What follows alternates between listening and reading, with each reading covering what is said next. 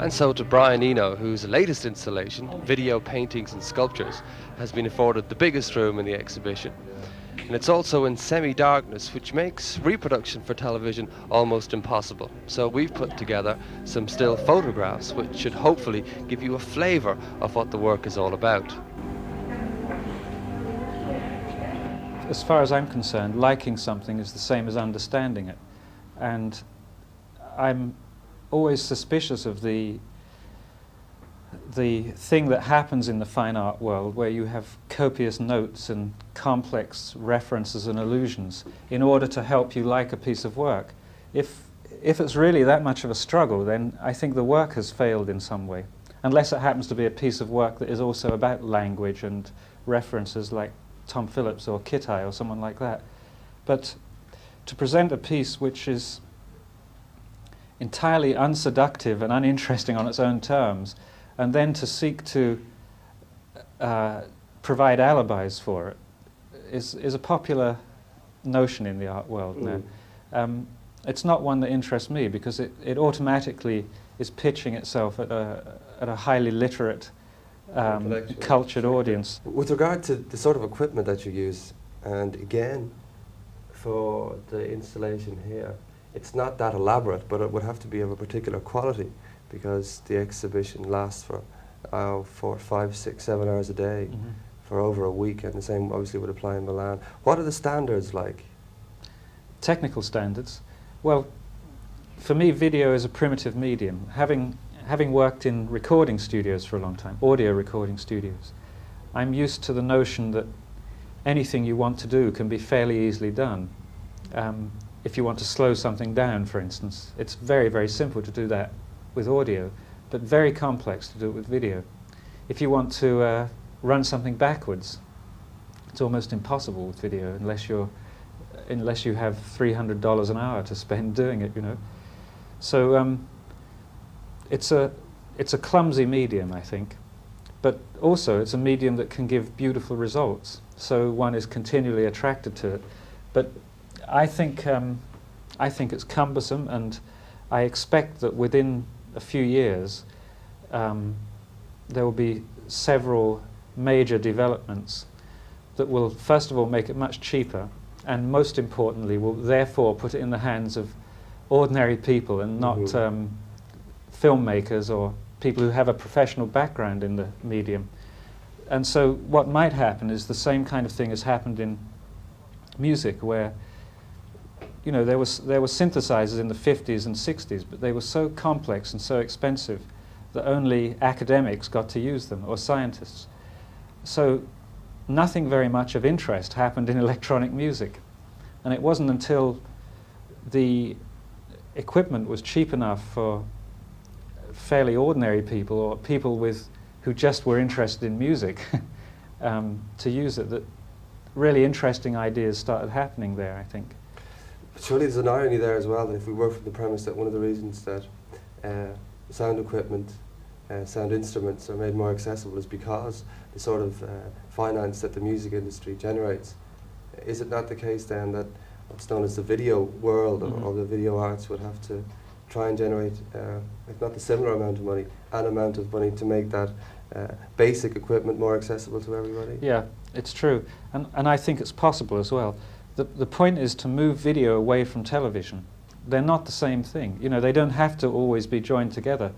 When you talk about video now, people automatically assume that you're making something to be shown on television, and therefore that you're working for an outlet that is already fairly tightly controlled. Very tightly controlled. Yes. So the direction that I'm taking, and several other people are taking, is that video can be an installation medium. So it's an aspect of a way of making places that people come to.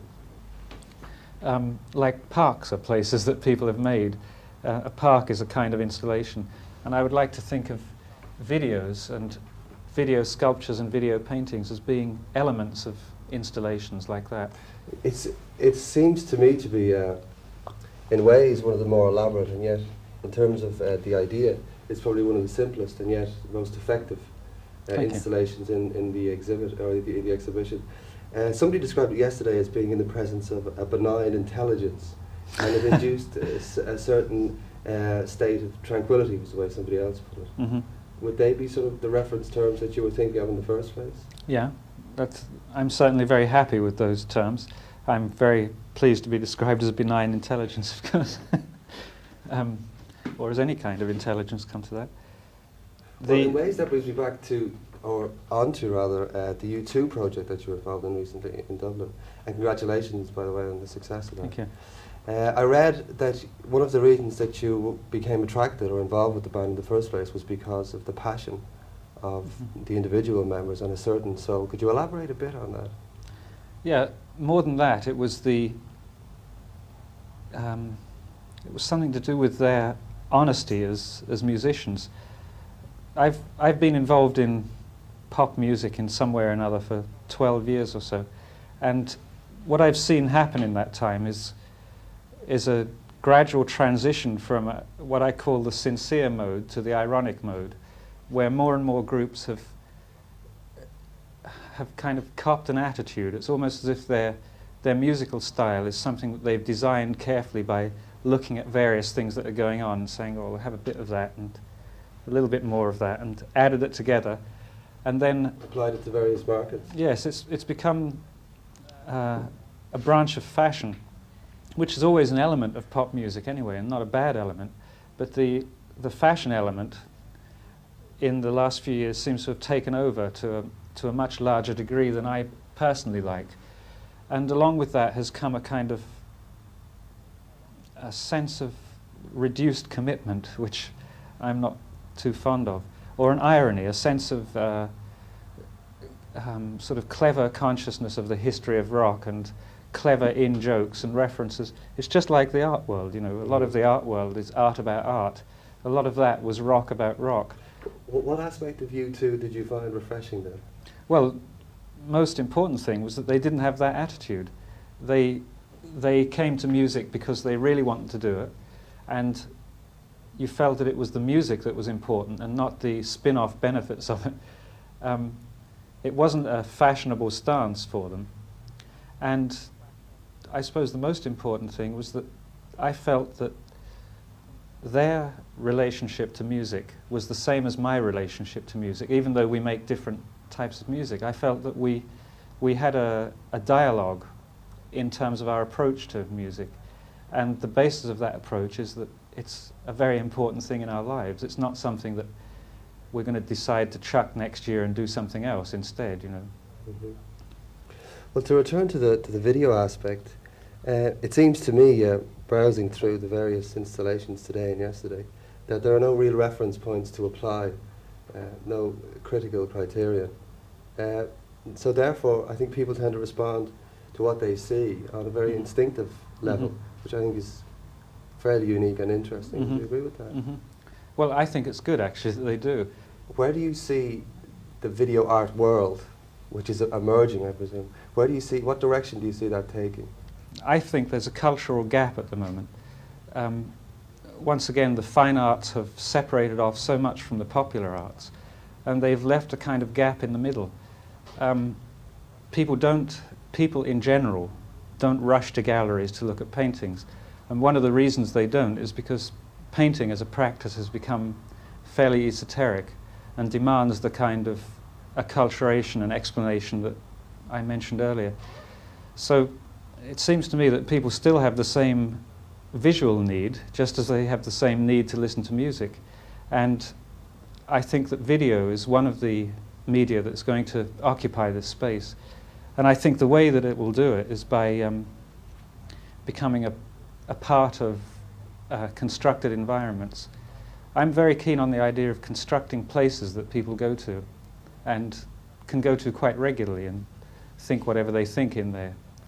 For instance, this exhibition, I've spoken to many people who come here during their lunch hour for 20 minutes or half an hour and do it on a fairly regular basis, and presumably will be sorry when the show comes down. On a more practical level with Brian Eno, I wondered, given the amount of activity there is in your life, artistic activity, how on earth you organise it all? I don't organise it very well. That's the answer. I just do things as as they come along, one after the other. So I sort of run 3 different careers, really. I have a musical career, and then a career as a producer of music, which is a quite separate thing. And then I have the video career. Well, they don't really crowd each other too much, because I follow my whim as to what I do. If I feel like working on videos, then that's what I do. And fortunately, I'm not under any kind of contractual deadlines to produce one thing rather than another type of thing. Given these 3 parallel careers, is Brian Eno expressing himself? Obviously he is through each of them, but is there a particular Brian Eno that gets expression in the different mediums, or is there a the Brian Eno? This is something that the Brian Eno won't know until he's done a lot of them, I should think. Those things are things that you find out in retrospect. When I'm working on a piece, it always seems to me like a wild and different adventure from anything I've done before. That's one of the bases on which I work on a piece. But then a year later I look at it and I say, oh yes, it's quite obvious that I would have done that after I'd done this, you know. So the connections are much clearer in retrospect than they are at the time of doing them.